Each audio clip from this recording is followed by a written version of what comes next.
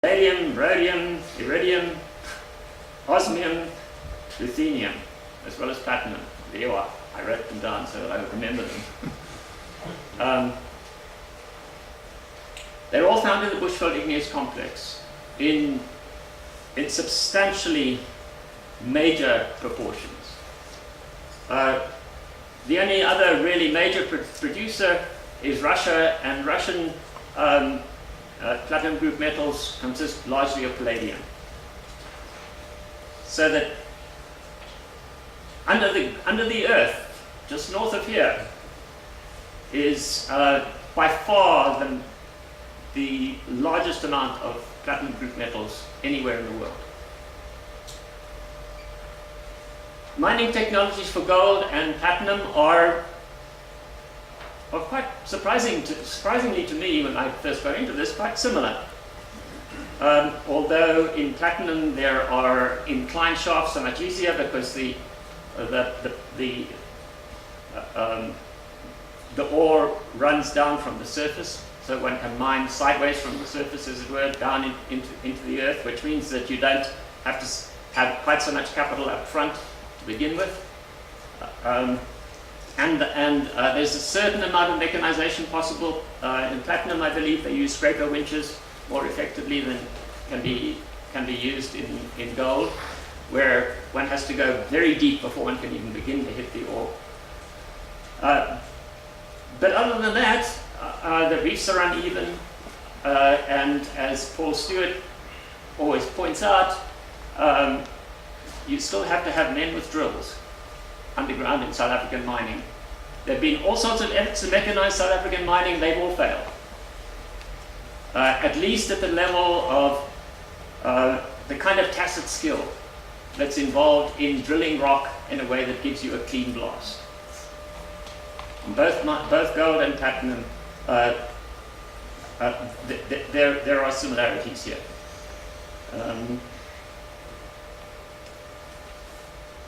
One of the differences is that the refining of platinum ore takes much longer than gold. Gold ore can be refined in a few days. Platinum ore takes 6 months. And the PGMs, the different platinum group metals, come out at different stages in this refining process. So technically, refining platinum is much, much more complex than refining gold. But the actual mining processes themselves are quite surprisingly similar. And interestingly enough, heat, which is a problem in very deep gold mines, becomes a problem sooner in platinum because it gets hotter sooner when you go down into platinum. Okay, so that's the story there. But it's important to notice that for most of the history of gold mining in South Africa, the price was fixed. The banks bought whatever you could produce. They bought at a rate that was relatively low because South Africa could produce gold off the backs of blacks at a lower rate.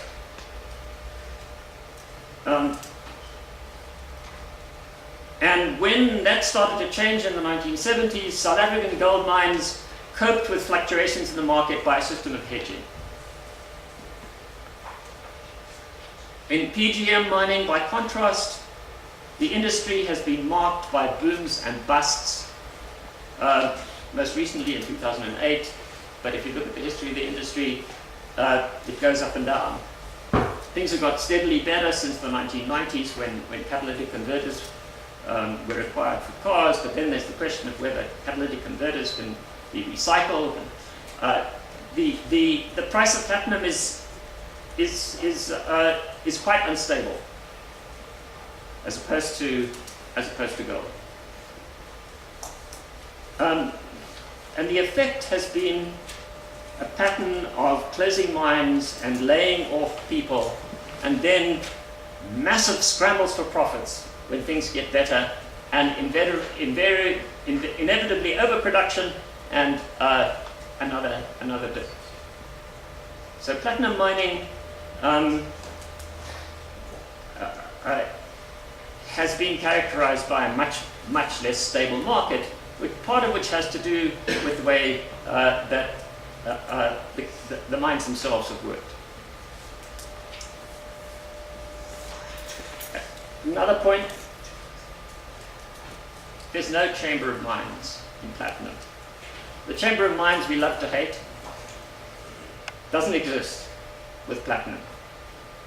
There's no central organization where producers and capital can get together and to some extent at least police each other, which the chamber certainly did.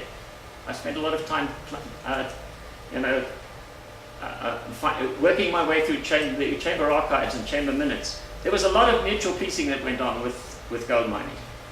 Mine managers in platinum, or so it seems to me, have a lot more power. They're much less controlled by outside organization.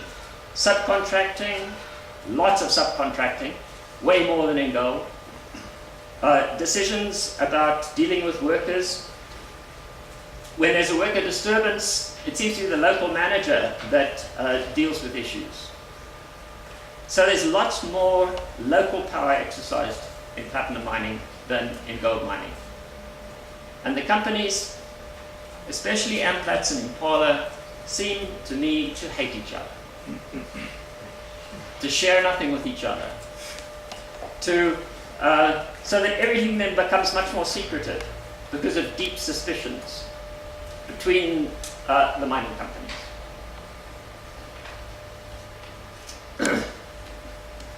And then finally, the question of land and the nature of land. The gold ore, and this has already been mentioned, the gold ore lay underground that was at one time owned by white farmers who had titles to the land. The mining companies came in and bought the land along with the mining leases. Ernest Oppenheimer bought the farms and built Velkom. With platinum mining, the Bushveld complex consists of land subject to indirect rule.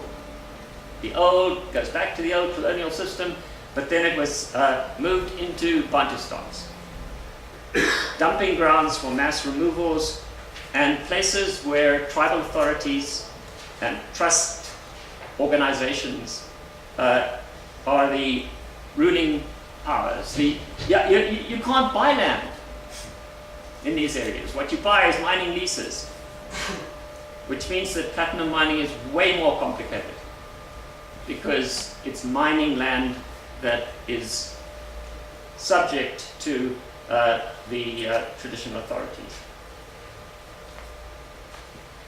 The complications of this issue, the land issue, and the other issues that I'm talking about in platinum have been simply horrendous for the people living there, for the workers, and to a considerable extent, when I talk about workers, I'm not talking only about black workers in platinum. The industry is massive and extremely volatile. I'll stop there. Thank you.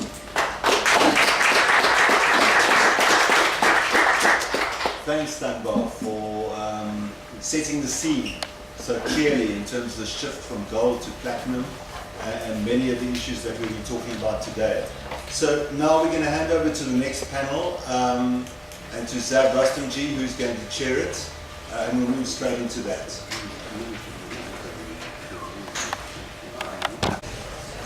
We're stuck in traffic, but I think we'll start and take a session as planned at the end.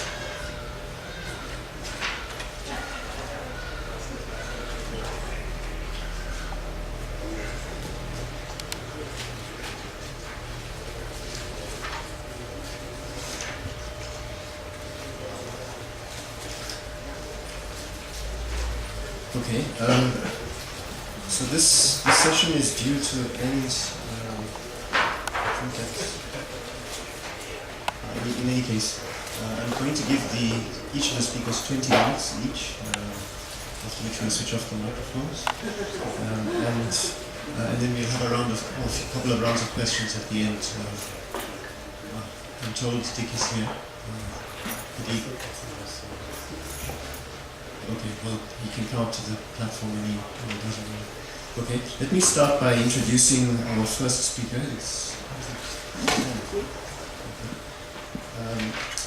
Samantha Ashman is an NRF-funded postdoctoral research fellow at the University of Johannesburg, and also a visiting senior research fellow at the postdoctoral research fellow at the University of Johannesburg, and senior research fellow at the University of the Witwatersrand. She is currently working on the changing minerals energy complex for a new edition of the book Political Economy of South Africa, together with Ben Fine, Susan Newman, and Maureen Rustenji.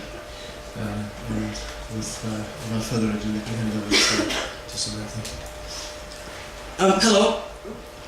I'll get used to the microphone now, I hope.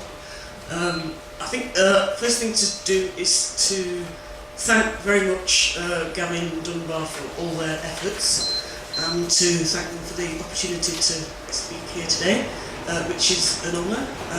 As Zav said, this is work in progress, so I'm sure there's room for improvement. And obviously the comments will be very useful and helpful. Well, I'm going to try it. We've only got 20 minutes, so I'm going to probably compress quite a lot in. But what I'll try and do is address the question of what do Marikana and the rise of the platinum industry reveal about South Africa's system of accumulation. And as the title suggests, this is beframed in terms of the idea of the minerals energy complex, developed by Ben and Zav, who are scarily both here. So I'll talk about the minerals energy complex quite a bit, which Gavin and I did work out a little bit of a plan, because Gavin's analysis very much builds on and extends and develops the MEC analysis. So if I can lay the groundwork, it will help Gavin, I think, in what he has to say. But anyway, that's the plan. So firstly, I'll talk about the MEC and the question of the continuity and change in the MEC since 1994. And that is the biggest change in terms of the minerals core is the rise of platinum relative to gold, as we've heard. And then I'll look at the ownership structure of platinum and how you see extreme concentration and domination of the industry by colonial and apartheid era capital. I mean, there's been important changes, particularly the co-option of new black capital in different forms, but that's important to underline. And then I'll look probably quite briefly at the platinum supply chain and how you see the sort of classic features of the MEC is very, very strong vertical integration. And you see this vertical integration and the domination, particularly of manufacturing, by European firms. So then I'll try and look at just what some of the challenges this poses for industrial policy. How do you address the question of how do you keep a greater part of downstream secondary industry within the domestic economy, given this very sort of powerful monopoly control. But as it'll be quite sketchy because we don't have so much time. And please bear with me; it might be a while before I actually get to platinum. But you'll hopefully we'll get there, and you'll see where I'm going. So, firstly, on this notion of the MEC and the question of the historical evolution of the South African economy.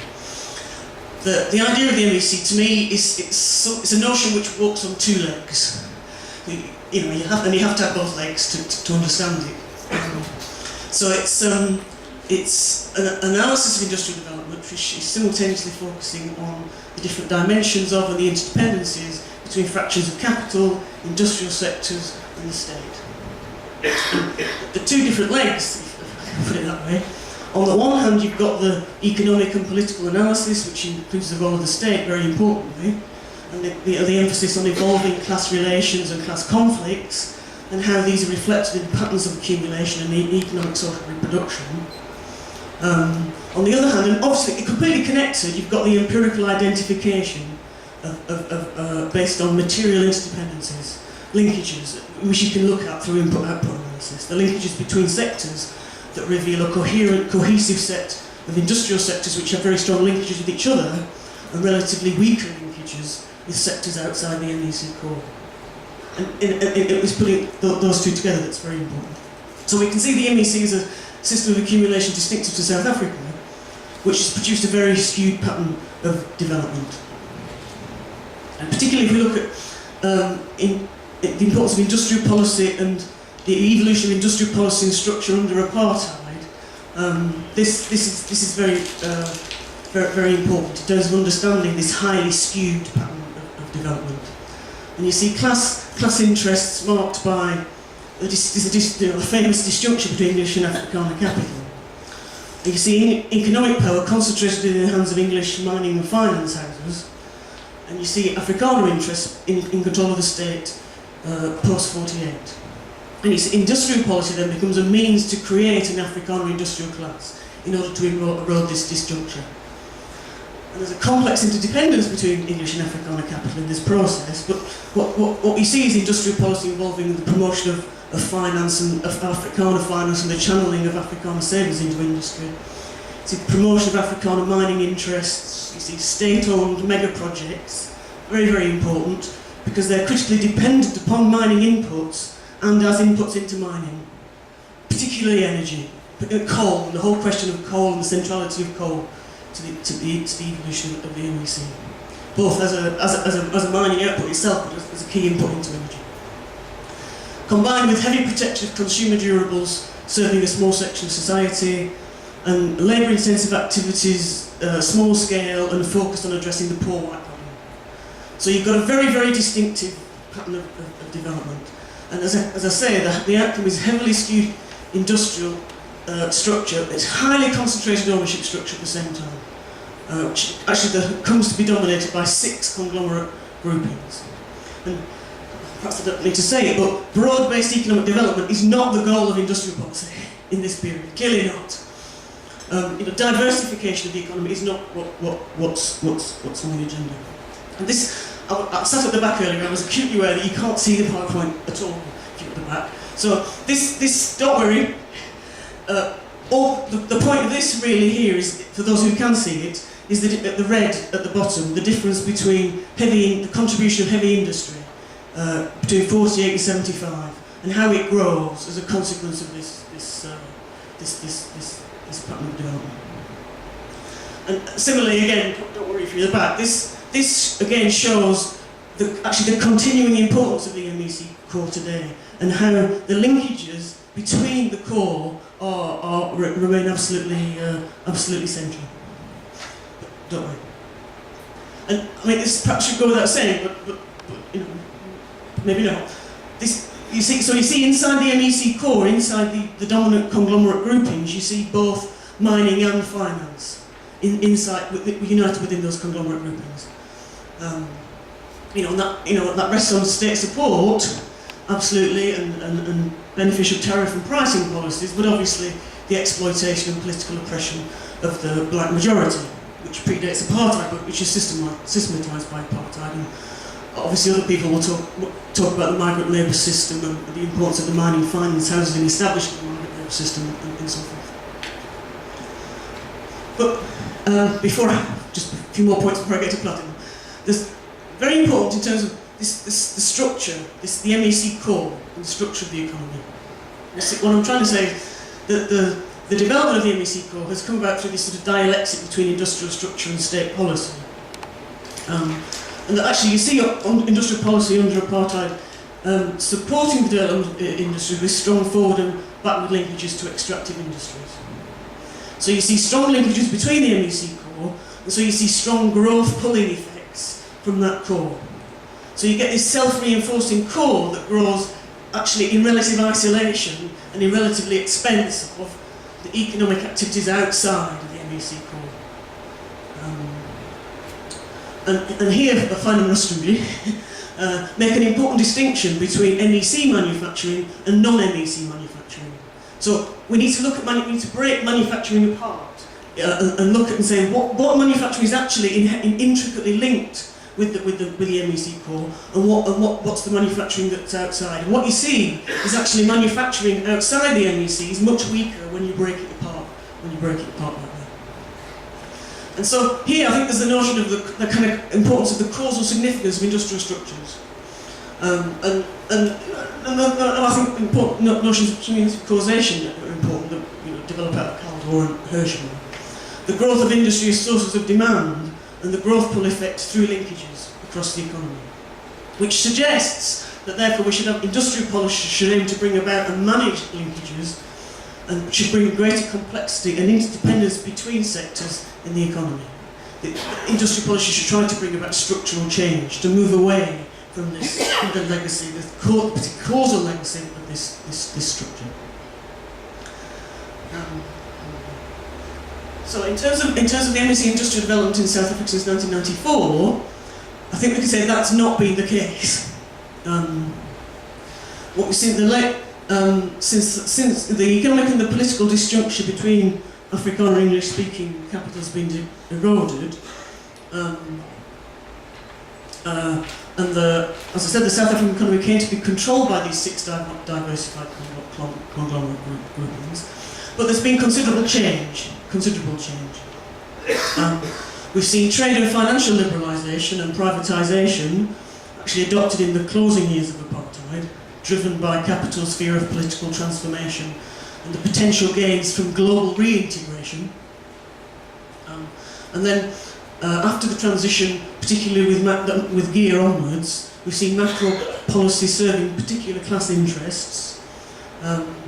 Very, very important that we've seen the offshore listing of the major corporate groupings.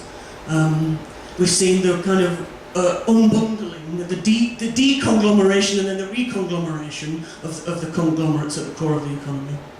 We've seen huge levels of managed capital flight as these corporations move their headquarters abroad in order to be able to globalise their own operations, to tap global equity markets, and to financialise their own operations. So you see huge restructuring of the conglomerates abroad, with at home combined with a very Washington consensus conception of industrial policy, so very narrow, focused on trying to establish a certain sort of stable macroeconomic environment.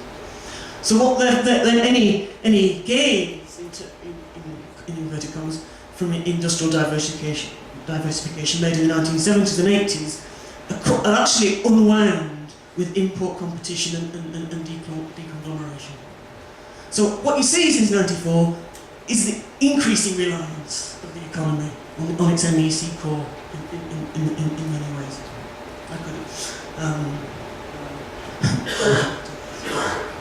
And very, very important is the role of macroeconomic policy here, which sets in chain interdependent developments.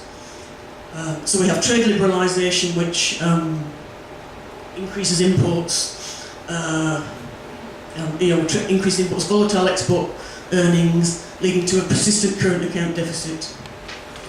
Strong defensive inflation targeting and high interest rate policy, which attracts short-term inflows. You see this reduction in the availability of funds for long-term investment.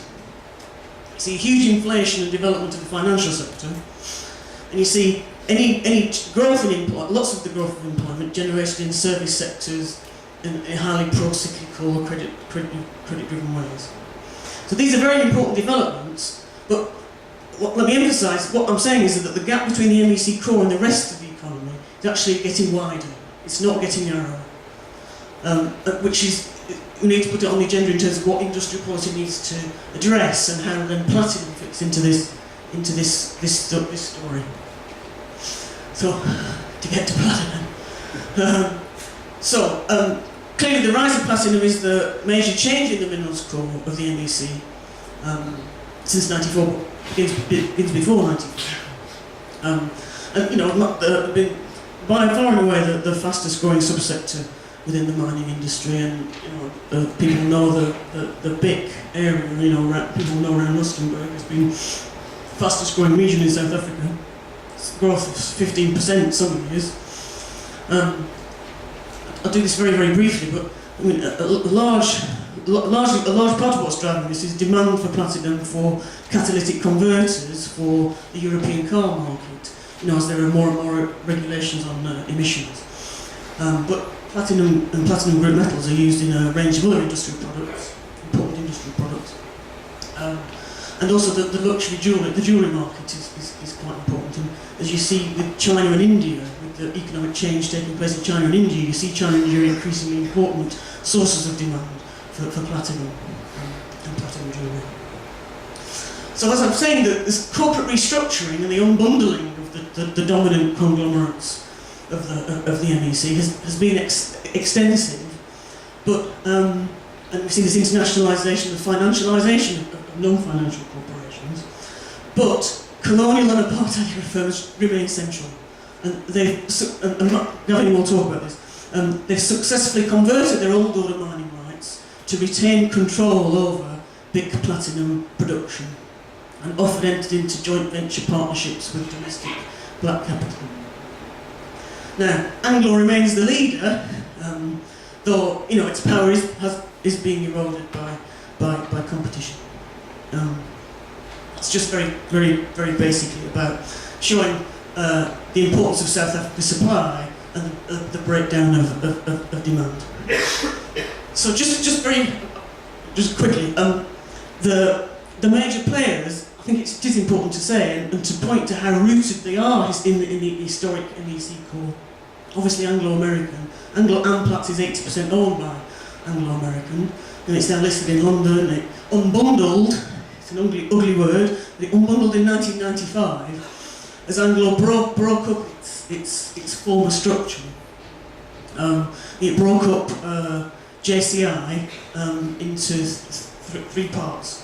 A separate gold, ferrochrome and base metals industry, an industrial holdings industry, and then it regrouped its platinum interests into Anglo Platinum. So that's pulling in sort of its old Rustenburg Platinum holdings, which go back, which was, they were established in the 30s, but they were there when platinum was discovered in the 20s. They were there right from the start. So, I'm still talking about Anglo-American controlling 40% of global output, 50% of South African output, exporting 90% of its platinum. And I'll come back to it, but it has an extraordinarily important relationship with Johnson Matthey in terms of sales of manufactured platinum products to this day. Similarly, Impala, again, comes right out of the MEC core, unbundles from Genco in 1997, listed in London. It comes out of the Union Corporation which merged with General Mining to form Genco. Genco buys Billiton's mining division in 1994. Genco then unbundles in 1997. These are real core, this is core MEC again, corporation. Which it's very important. It's a very important refinery at Springs, where it refines, Impala Refining Services refines other people's platinum as well as its own. So it processes for other group producers and it purchases from third parties. It's got, and it's developing extensive interest in Zimbabwe, which is the second largest reserve of platinum in the world. So it's very much focused, its sights on that, very important. So again, we're talking 25% global production, 30% of South Africa's production, exporting 89% of platinum production. And just finally, Longmin, slightly different, but it unbundles from Longrow in 1998. Longrow was renamed in 1999. It divests itself of its non-core assets, lists in London, is focusing on PGMs. But Longrow, as people will know, because I'm old, I remember Tiny Rowland being described as the unacceptable face of capitalism by Ted Heath, of all people. But Longrow goes back to London Rhodesian Mining and Land Company in 1909, which owned Western Platinum Mines, which is the third biggest producer. And similarly, it's involved in also other various partnership deals. But very important to mention, it's got close very close to Extrata, which is one of the biggest coal producers, a very important supplier to Eskom, and Extrata merged with Glencore, which is now the 4th biggest mining company globally, and it's the biggest commodities trader globally. So, you know, I think what I'm trying to say is these are not small fish. If you want a summary, right? So, I've talked about unbundling a lot. Perhaps a quick quote here from Brian Gilbertson, sort of South African CEO at large. You know, unbundling was already the best practice in Europe and the USA, he says. And with international sanctions about to be lifted, South Africa was following suit. Conglomerates smoothed earnings through diversification, but in reality, as one part of the group prospered, it was to be dragged down by those not performing well enough. It's frowned on by institutional shareholders and traders apply a hefty discount to the net asset value. If you have a pyramid, you always lose shareholder value. And this is the core rationale behind the unbundling that takes place as South African conglomerates reintegrate into the global economy. But don't conclude from this that this means that South Africa has a less concentrated economy. There's just been a regrouping, and there's still massive concentration. With, you know, if you look at the Competition Commission, most sectors remain dominated by 1 or 2 firms, and they're often highly vertically integrated. Okay. This vertical integration is very important if you look at the downstream supply chain. There are lots of different uses for platinum. I won't go into them, but particularly if you look at manufacturing and research and development, they're very, very dominated by Johnson Matthey, which is British, BASF, which is German, and actually owns Engelhart Corporation, which is the largest catalytic converter manufacturer in the world. That's got a long history as well, Engelhart. And Umicore, which is Belgian, which is also a long history. And in terms of manufacturing, you're talking about these 3 corporations controlling approximately 87% of the world market between them. And so, I mean, we could go on. This is a whole other paper, the nature of the supply chain. But it's very, very important in terms of understanding where platinum group metals go. And in terms of Johnson Matthey, it is worth stressing that the historic link between Anglo and Johnson Matthey. Because Johnson Matthey goes back a long way, and it was it's British. It was the valuer of gold. It had the responsibility for valuing South African rand gold. It was the original founder of the London gold market. Okay, in 1918, Johnson Matthey is offered and buys a majority stake in Consolidated Goldfields and JCI. Originally to develop their gold interests. But what happens is that there's been a controlling stake to Anglo in Johnson Matthey ever since, really, which is shifted in size. But when JCI set up Rustenburg in 1931,